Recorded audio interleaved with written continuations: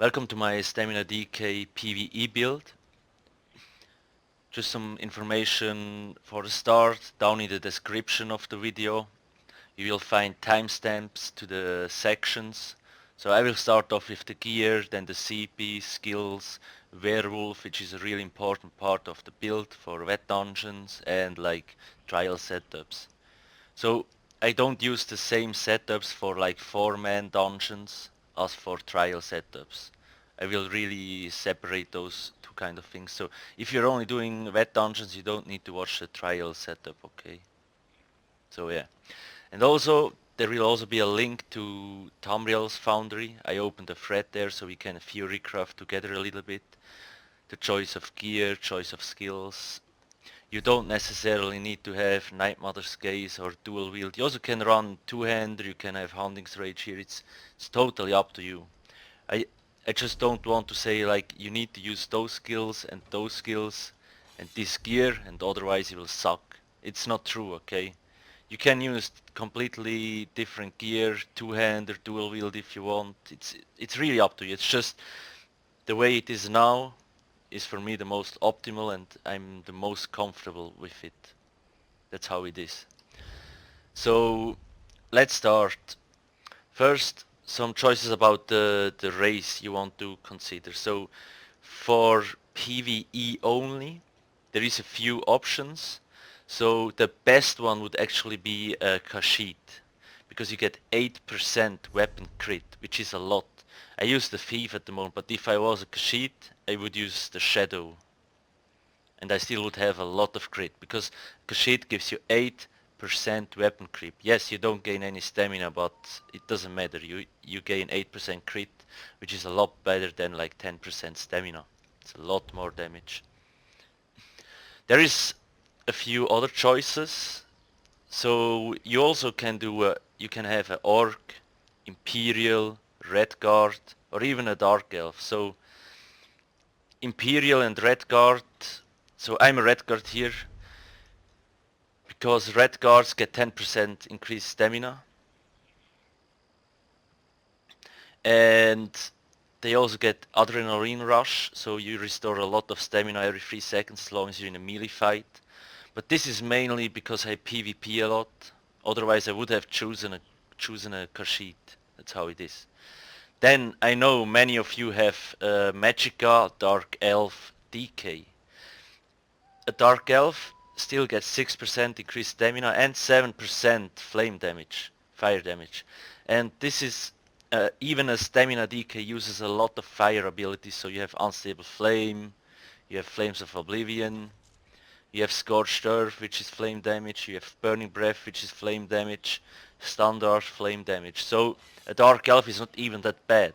So if you want to try out Stamina DK and you already have a Magicka Dark Elf DK, just go with the Dark Elf, okay? That's it. Most optimal would be a Khajiit, but then again, it's either Khajiit, Red Guard, Imperial, Orc or Dark Elf. Those all work. That's what you have to understand. Those all work. I'm just a Red Guard because I PvP, I have the extra 10% stamina, and I restore a lot of stamina in combat in melee fights. Next up is the gear.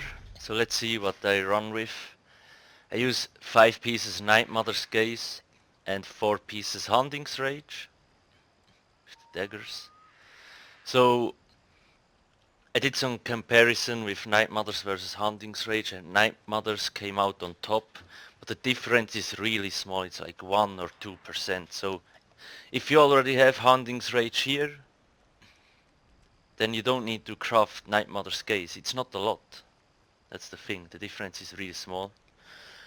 Most optimal though is that like one person, if you have several stamina builds in a group, one person should wear Night Mother's Gaze and the other one should wear Hunting's Rage, because this armor debuff, you see, like reduce the target's physical resistance by 2.6k. This tool tip is kind of wrong. It's more like 4 to 5k, something like that, because it was increased with, I think, Imperial City, but they forgot to change the tooltip. So this debuff helps the whole party. Not only you get the debuff, even your bodies benefit from this debuff on the mob. That's why I say it doesn't stack, so only one needs to wear this set, and the others can actually wear Hunting's Rage to have the most benefit. That's the thing. Then I would use 7 pieces Divines because the Thief or Shadow or all Munduses get buffed so much. So you really want to go 7 pieces Divine. I only have infused here because I couldn't craft a Divine medium chest. That's the thing. You also, like I have 7 pieces medium. If you feel like, because I'm a red guard, I don't have any health bonuses. So you see I have 10 points in here. I could go, like, if you know all the mechanics in the dungeons, etc., of course you could go with 16k health, it doesn't matter, like, I can respec, just put all points into stamina. I will not have a lot of health, okay, but for me it doesn't matter, but most people prefer like 18k health. If you're an Imperial, you will not have this issue, because you get 12% extra health. I'm a red guard. Then there is also Undaunted. So because I use 7 pieces medium, I only get 2% increased health, stamina and magicka. But if you want, you can go 5 medium, 1 heavy, 1 light. So let me try to find. So you could wear heavy here. That's what I'm trying to tell. You don't necessarily need 7 pieces medium. It's just I like the crit, okay? That's the thing. And you see now from the passive here, now I have 4% increased health. It's a small difference. If I had a light, it would be 6%, so it would be a little bit more. I just prefer medium. Then I wear 3 pieces agility. I have them all in robust, and I put weapon damage glyphs on there because we want to get the weapon damage as high as possible. So now, those agility robust rings are really expensive, and you know we have low health. So if you don't want to waste a lot of money, you can buy healthy agility rings, and you will automatically get to 18, 19k health. That's the thing. Yes, you will lose a little bit DPS, but really, it's such a small difference. It doesn't matter, because this setup is for wet dungeons, Night Mother's Gaze and Huntings here. I use this for wet dungeons. So yes, if you have healthy agility rings, equip them. You don't need robust. You only lose like 1k or 2k stamina. It doesn't matter. But you have more health then, and they're a lot cheaper. That's what I'm trying to say. Then I use 2 daggers with precise, because as you see I want to get as much crit as possible, and we know that in the skill line here, you see at the bottom, each dagger increases your weapon critical rating. Current bonus is 2.191. It's a stupid number, but what it basically means is each dagger increases your crit by 5%. I have 2 daggers, that's 10% extra crit, plus precise is another 7% on both daggers. So it's a 17% weapon crit increase only from those 2 weapons. Then again, bow I have Maelstrom. If you have a defending Maelstrom bow, you can equip it. We only do rebuff or put our dots on the ground, then we swap on the second bar again. To the dual wheel bar, sorry. So you also can use a random bow if you don't have Maelstrom weapons. Now you also think, why doesn't he use Maelstrom daggers? Then the thing is, veteran dungeons, like they're mostly short fights, and Maelstrom daggers are only really good in longer fights. So we benefit actually more from like 2 additional weapon crit bonuses and a stamina bonus. That's the thing. And I will also show you Werewolf later, but at the end of the video. So I will show you like Werewolf and then the trial setup. But really, I prefer this setup for wet dungeons and for short fights. That's the thing. So let's see. If you want, you can use a two-hander here. Really, like it's totally up to you, okay? Because I'm just more comfortable with dual wield. But you can also put decent DPS with a two-hander instead of daggers if you are more comfortable with wrecking blow. That's the thing. That's what you need to understand. Like, you don't need to copy paste this setup. You can use a two-hander, just maybe take the same gear more or less, but equip a two-hander. It's up to you. Then there is several other sets that are really good. So now we have Night Mother's Gaze. We could also use Hunting's Rage here. We could use, for example, instead of 4 Huntings here, you could use Briarheart if you have 3 Briarheart jewelry and 2 pieces. It also works. You could use Twiceborn Star here if you want. There is a lot of good sets. In the Tamriel Foundry forum where my thread is, I will also list up possible combinations that are really good so you guys know. You don't necessarily need Night Mother's Gaze. That's the thing. Okay, so that was it gear-wise. Did I forget something? Yes, here the enchantment. So I'm going with Glyph of Rage, which increases my weapon damage by 174. And I use a poison glyph. If you want, you can use an armor reduction glyph here, but I prefer the poison glyph because, as you see here, Mighty now increases physical, poison and disease damage. This also applies to the poison and enchantment here, which is nice. So that's it from the gear. So let's hop on to the CP3. So the biggest changes for stamina builds are actually in the CP3. Let's start with the most important ones, with the damage setup I have at the moment. So let me first explain the changes. So Mighty now increases physical. It did that before, but it didn't increase poison and disease damage. So now Mighty increases physical, poison and disease, which is really nice. Then I have points into precise strikes because we have a lot of crit. So we want to have a lot of points in here in precise strikes. See, it increases our weapon crit damage by 17.7%, which is really nice. Then another change is Thaumaturge. Like it used to increase magic damage, but now it increases the effectiveness of your damage or time effects. So by that they mean dots.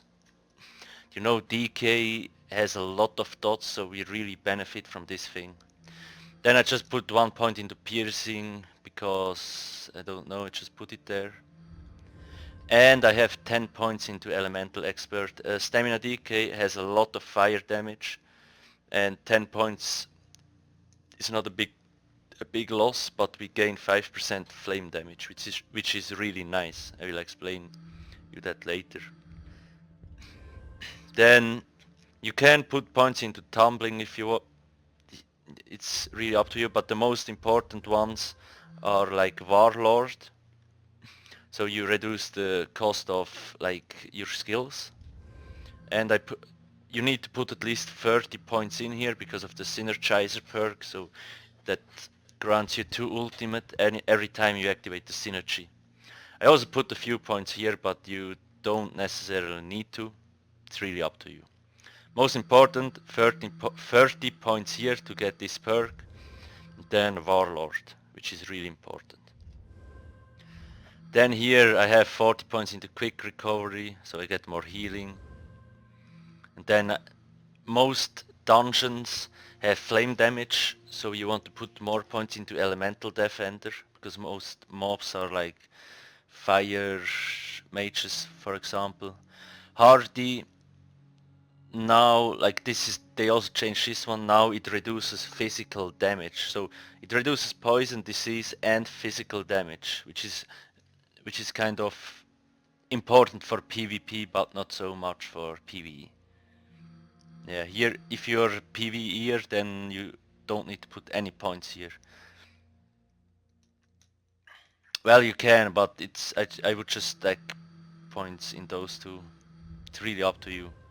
Most important are these here, the damage setups.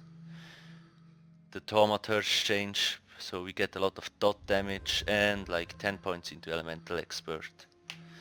Again, this is just how I prefer it for a stem DK. You don't need to have it the same. Maybe this is not the best one. Maybe more points here will benefit you more points here. It's just how I'm comfortable with it now. So yeah, if you think you need more points at thaumaturge, put more points there. It's just the feeling I have. This is the best setup for me at the moment. Now to the skills. This is where I will explain to you why a stamina DK has more DPS than all other stamina classes because of its skills. So let's see. Let me start with, I will just explain everything and then I will say you what I use when. So DK has a lot of dots, so we have unstable flame here. So this is basically the cheapest dot in the game. It only costs 700 stamina and at the same time it is the strongest one. Yeah, makes sense, I don't know. Zenimax. Anyway, you see you deal 4k instant damage and then you deal a lot of damage over time, over 10.5 seconds. Every 2 seconds the dot damage increases by 12%. That's a lot. So those ticks really hurt. That's why we use it. It also gets buffed by thaumaturge here, as you know. The dot effectiveness and from elemental expert because it is fire damage. Then we have Steel Tornado. This is our main AoE skill. Got a small nerf in this update. In the last one it used to be 12.5 meters, but now it is only 9 meters. It basically has 2 execute mechanics here. You see like plus up to 100% additional damage against wounded targets. That's a lot. Plus you have Slaughter from dual wield, so increases damage of dual wield abilities by 20% against enemies with under 25% health. So that's why it has 2 execute mechanics here, which is really nice. So this tornado can do up to almost 20k damage on low health targets if you have a lot of buffs active. It's crazy. Then we have rapid strikes. You see like it's 6 fast hits over 1.3 seconds. And each hit increases the next hit's damage by 2%. So now, just saying like, if you don't like to weave with rapid strikes, you can put Flying Blade in here, okay? Like it deals less damage, but maybe you're more comfortable with Flying Blade, who knows? That's the thing, that's what you need to understand. You can put Flying Blade, you will still deal awesome damage. That's the thing. Then, next one, Rending Slashes. Also really cheap dot. And you see it deals also crazy damage. And this one also benefits from the Slaughter passive. And it also benefits from Thaumaturge and it is physical damage, so Mighty does buff it. Then, Flames of Oblivion. This one got a small change. Like last patch you needed it on both bars because it was a toggle, now it is not a toggle anymore. So you still get the major savagery buff by slotting it, but now that's kind of a nerf. You would have to activate it to get this, you know, like launches a fireball at the nearest enemy every 5 seconds, dealing 6.4k flame damage. So basically you have to reactivate this every 15 seconds, because the duration is 15 seconds. Is it worth it? Yes, it is worth it. Single target fight, AoE fights, it is definitely worth it. So what you can do is just before you engage, you're going to buff you up with this one. So you're ready to spam tornado or other stuff. So those kind of small things, You need to buff yourself up before you engage into a fight. Otherwise you will lose a lot of DPS. That's what you need to understand. Then we have Flawless Dawnbreaker. This one is mainly here because it increases weapon damage by 8%. It is also nice against undead mobs. If you don't like Flames of Oblivion, you think it's useless, then you can slot Evil Hunter here. Evil Hunter is better against undead. That's the thing. If you have enough space on the second bar, you can swap out this one here. It's really... You need to find what you're most comfortable with to play. Second bar. Scorched Earth. On all my other stamina builds I use Arrow Barrage, because Arrow Barrage gets buffed with Mighty, that's the thing. But now, Scorched Earth, it's, you see, like, launches a multitude of fire arrows into the sky, rain down, dealing 1.2k flame damage to enemies in the target area every 0.5 seconds. And then the new component, like, the AoE range is smaller than Arrow Barrage, but the second component is after arrows stopped falling down, fire remains burning enemies in the target area for 4, 6, 7 flame damage each second for 6 seconds. And apparently the Maelstrom enchantment increases the damage of volley by 161 per tick, increasing by 56 every 0.5 seconds. Works with this one. That's why it is really strong. Also, give me a sec, where is it? You know DK has the kindling passive, increases the damage of flame ability effects by 66%. I'm not 100% sure that this works with it, but I think it does, and in the end Scorched Earth does more damage for a stem DK. That's how it is, that's how I felt. But you can slot Arrow Barrage here if you want. If you only use Arrow Barrage in AoE fights, then it's better, because you have a lot bigger radius. Then again, Scorched Earth or Arrow Barrage, even in single targets fights, they deal like 4 to 5k DPS alone. That's so much, so you really want to use this in single targets fights, and you want to keep the buff up. Then we have Caltrops. I would morph it to Razor Caltrops if I could morph it already. If you have enough stamina, you can use this in single targets fights because it deals a shit ton of damage. But just make sure, like, if the boss will be dead in 30 seconds or less than 30 seconds, don't reapply it. You will lose DPS. But if it's on the ground for the full duration, then yes, use it. Burning Breath. So I mainly use this in AoE fights. You could use it in single target fights, but the dot damage is not really that good. But now, why use it in AoE fights? Let's see. Also afflicts enemies with major fracture, reducing their physical resistance by 5.3k. So tanks usually don't debuff the trash mobs. So with this skill you really can debuff all the trash mobs and gain more damage. So when I engage in a fight trash, I just put this, then I start spamming my dots and tornado. Now, lightweight beast trap. So we have this here because of the minor force, which gives us like 12% increased critical damage. So every time I crit, my critical damage will do more damage if that's up. Now, why use lightweight? Why not use rearming? You can use rearming trap.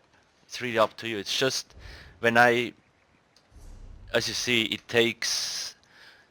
trap takes 1.5 seconds to arm and lasts for a minute.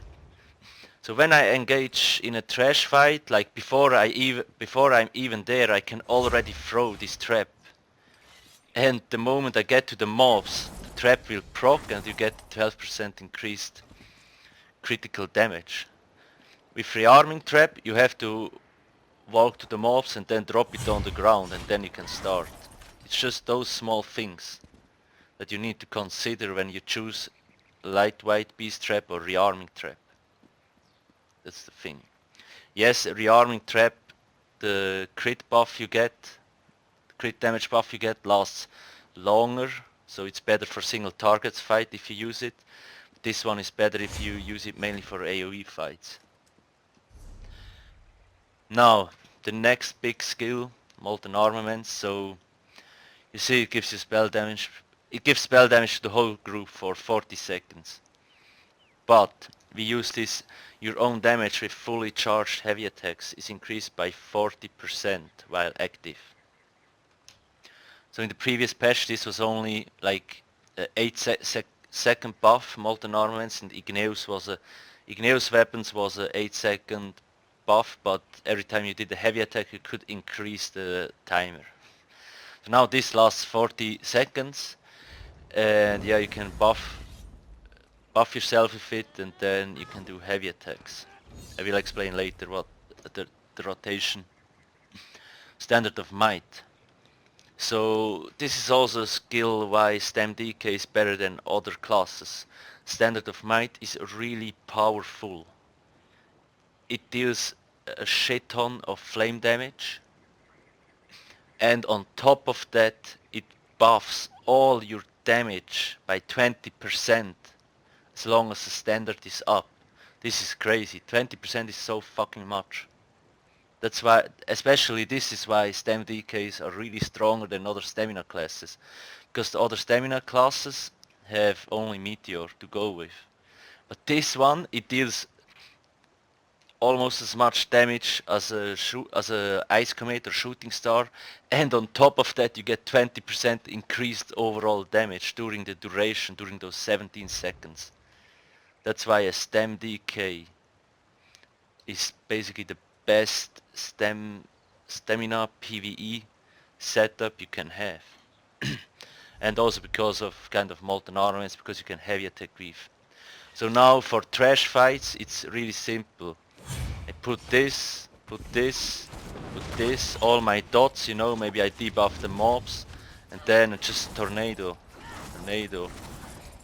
If the mobs are not dead yet and I know they will last again as long as my dots, I re-drop the dots, I spam tornado. Keep your dots up. Scorched Earth and Arrow Barrage do so much damage in AoE fights, it's really madness. So you really want to keep the dot up. About cult drops, you can't stack them, so only one person can use them in fights. Unless you really, arrange yourself, but yeah, you can stack those things. Now, and yeah, this one before you engage. Now, single target wise, that's also another thing why Stem DK is better than other classes. You have more dots, like Unstable Flame is a lot of dot damage, it's like 2 to 3k extra DPS. And you can heavy attack weave with Stamina DK. So basically now we use Hunting's Rage daggers. So when we engage in a fight, in a single target fight, you know that lasts longer than 30 seconds.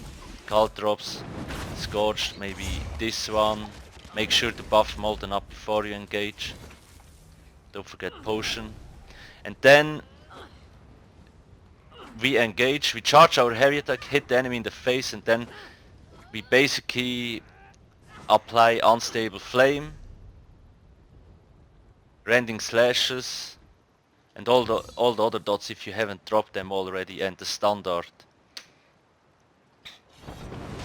And then as long as the dots are up, we just do heavy attack weaving with rapid strikes here.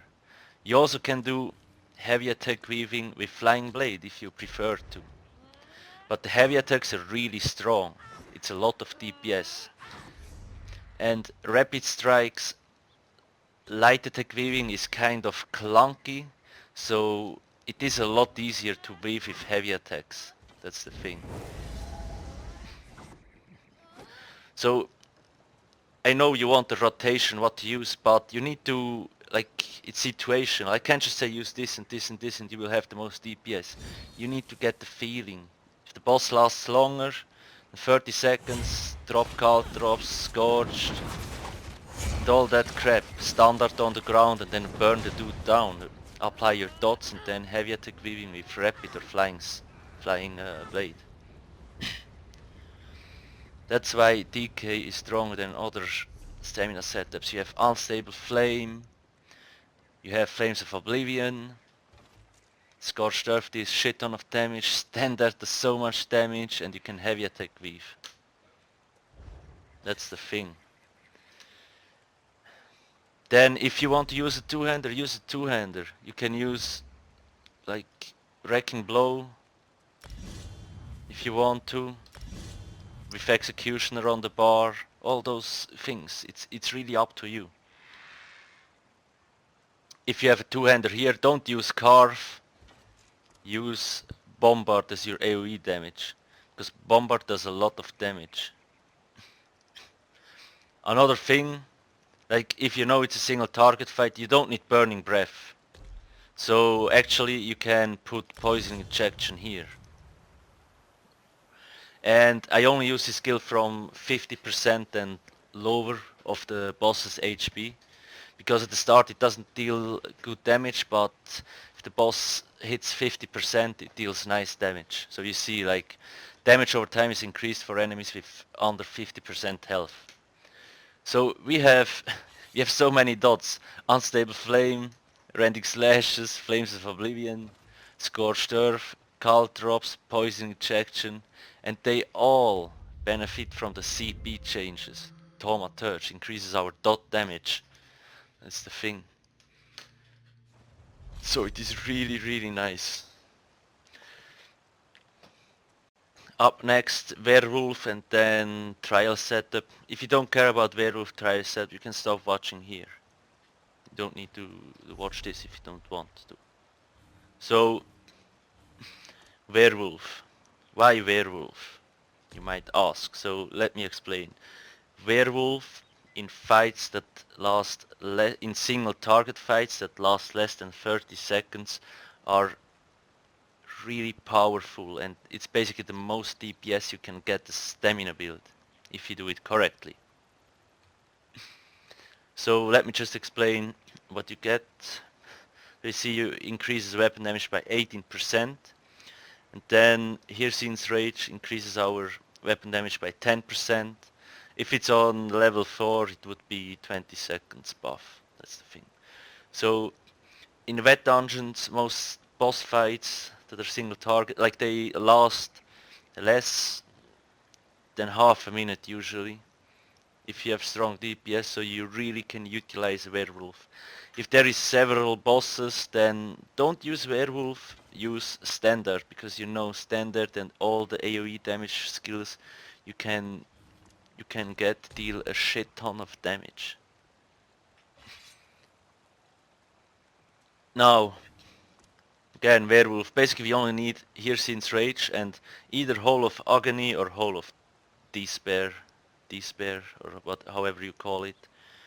This one is more for PvP because you deal 30% increased damage against feared enemies, which is a lot. So now, let's see what... Currently there is a bug with like the Flames of Oblivion and Evil Hunter. I will explain that in a separate video, just to show Zenimax too. Because if I have Flames of Oblivion or Evil Hunter here, and I activate my potion before I transform, I will lose 12% crit. That's the thing. And now, when I transform into Werewolf, I lose the passives from the daggers. So I lose 10% overall crit. That's what you need to know. So, let me get buff food. Also, you will get more stamina in Werewolf.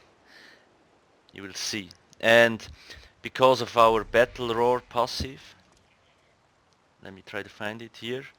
When we get into werewolf full form, we will be almost, or we will be at full stamina. Other classes don't have full stamina when they transform into werewolf, but we gain resources from our ultimate, so we are in we get more out of it. So let's see, I use my potion, you see 3.3k weapon damage, 37k stam. Now I transform into werewolf,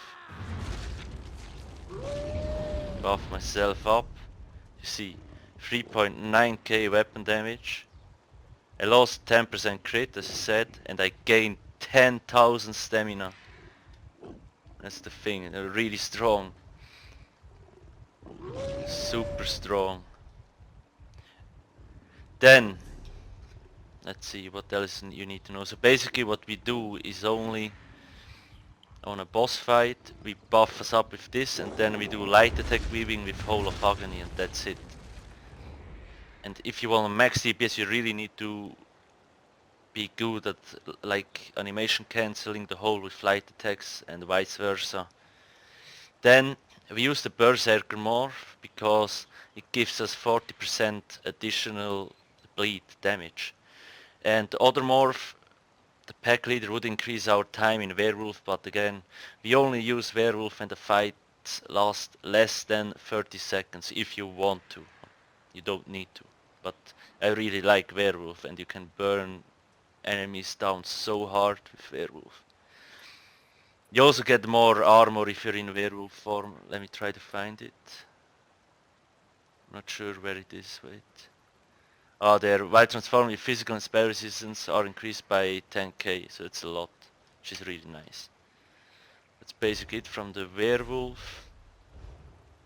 Now to the trial setup. So there is basically two setups, one with the normal daggers and one with the maelstrom daggers.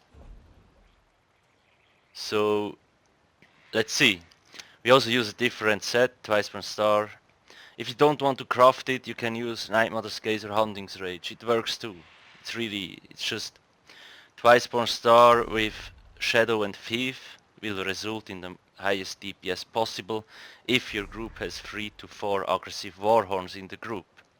Because, I'm not sure if I have it, the aggressive Warhorn, the morphed one, gives you 30% increased critical damage over almost 10 seconds. If you have that buff up most of the time, yeah, you know it, your attacks will hurt.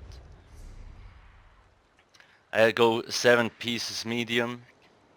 You see, this one also gives me a health bonus, so I'm at 17.3k now. If you're Imperial, you don't have this issue, but it's also nice, so I don't need to invest into health when I wear twice born star. Because 16k in a trial environment is kind of tricky, especially in the new trial Morph Lorkai. Rest still the same, 3 pieces agility, 4 pieces hunting's rage, maelstrom bow. So for trials, like this setup I have with the daggers is for short fights. So I use this setup in AA and Hell Ra. I use maelstrom weapons in Sanctum and Morph Lorkai because the fights are a lot longer and those daggers get really powerful in longer fights. So what do I use for skills? AoE wise, still same Scorched Earth, Cult drops. I throw my Beer Trap in front, maybe I drop the Standard, activate this and Tornado. You really have to see for yourself a little bit, like how you put up your dots, etc. Then single target wise, Molten Armament for the heavy attack buff. When I run to the boss, I throw my Beer Trap already. That's the thing. Scorched Earth, Cult drops. Don't forget those. Now I put all my dots on the boss again and then I do heavy attack weaving with Flying Blade or with Rapid Strikes. I like Flying Blade more in shorter fights. It just feels better. But if you have to support your party, maybe the trial with, I don't know, Echoing Vigor, you know. You can heavy attack with your steel tornado if you don't have time to swap the skill out. Because yes, DPS meters are nice and most people lose a lot of time in trials because they need to put makeup on and be ready to get the most DPS out of their class, but it's bullshit because you fucking waste 1 minute time just that people can reset or rearrange their skills. That's just retarded. That's what people usually don't get, but whatever. Of course DPS looks better, but you lose too much time. That's the thing. So that's the setup I use with like my normal daggers for AA and Hell Ra. Because the fights are so short, you don't really need Maelstrom daggers. Now, with the Maelstrom daggers, let's see. I swapped this around too. Now you know we are heavy weaving, right? Let me de-equip the mask so you see what I'm wearing.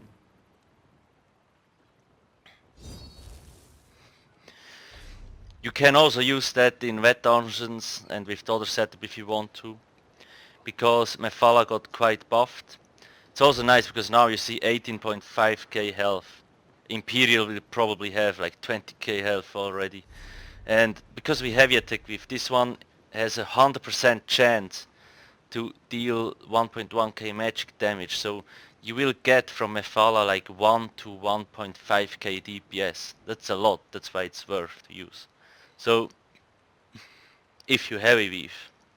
Some people prefer light attack weaving with rapid strikes, but I think, or let's say we know that heavy attack weaving results in more DPS. That's how it is. Then I use an axe here, because in long fights the bleeding is really strong. Let me show you. So each axe gives your melee attacks 8% chance to bleed enemies for 11k over 6 seconds. So now, if you're buffed up with aggressive warhound, spell power, cure, powerful assault and all those things with minor force, the highest bleeding tick I've seen was 18k. 18k. That's just fucked up, but that's how it is. That's why you use an axe here. With precise, you also could use sharpened if you don't have precise one, but the precise is better because we still want to get as much crit as possible. That's the thing. That's really important. If you don't feel that Mephala helps, then just you can equip a Molakina mask to get the extra spell weapon damage bonus. You can keep this here because you still get the health bonus, which is really nice. Or you can go double Kina if you want. That's the thing. But you need two light attacks in order to proc it in the next patch. That's the thing. So yeah, Mephala is really great if you have it. But yeah, mine is well fitted. Of course, it would be best if both are in divine. That's the thing. That was basically it. Just remember, you don't need to craft 3 different sets if you don't have the resources to. Just craft Twiceborn, Night Mothers or Houndings. The difference is really not that big. And if you don't care about leaderboards, it really doesn't matter. That's the thing. And you're not winning the battle alone. That's what you also need to understand. You have your group members. Yes, it's nice that you have super awesome DPS, but you did those DPS not alone. The tank holds the mobs away, the healer buffs you up, heals you up. That's all things that matter, and that's what most people do not get. It's not a fucking solo game, so you can't be a fucking moron dick face and just say, oh healer you suck, after you run a trial or a group dungeon. It's not true. Otherwise you would not have gotten through the fucking dungeon, that's the thing. But that's what most people are too retarded to realize. So always try to improve with your group, not against them.